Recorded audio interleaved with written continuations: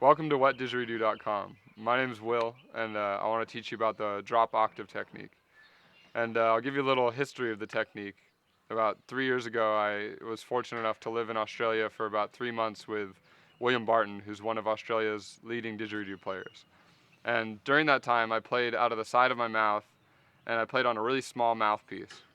One of the first things he asked me was to switch from the side of the mouth to the front of the mouth, because he said I'd have more control. And I took the coaching, but I was a little resistant at first because I couldn't get that same twangy harmonic sound out of the front that I could out of the side.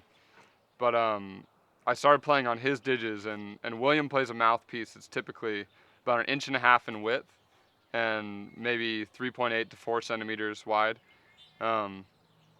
which is much bigger than I was used to. And so it sounded, my drone quality just sounded really airy and like empty.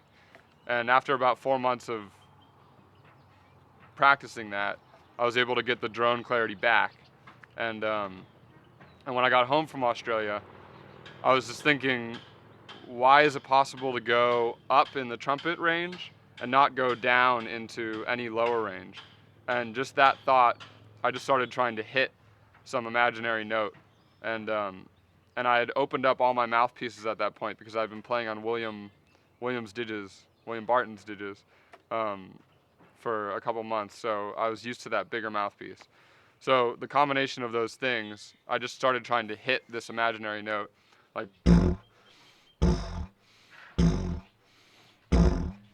and this didge is a didge I made with a crafter named Jalu Gururiri, and it's got a big bore, but it had like a tight mouth wax piece, which I've just opened up, and so it enables me to be able to hit the lower frequencies. But this is the didge that I figured out the original technique on, and so after enough time, I finally hit it, and I was able to sustain this lower pitch. So the normal drone,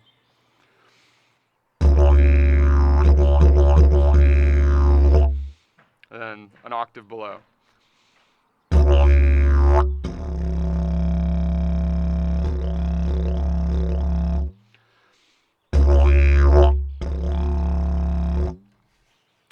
So that's kind of how I came about figuring out the technique.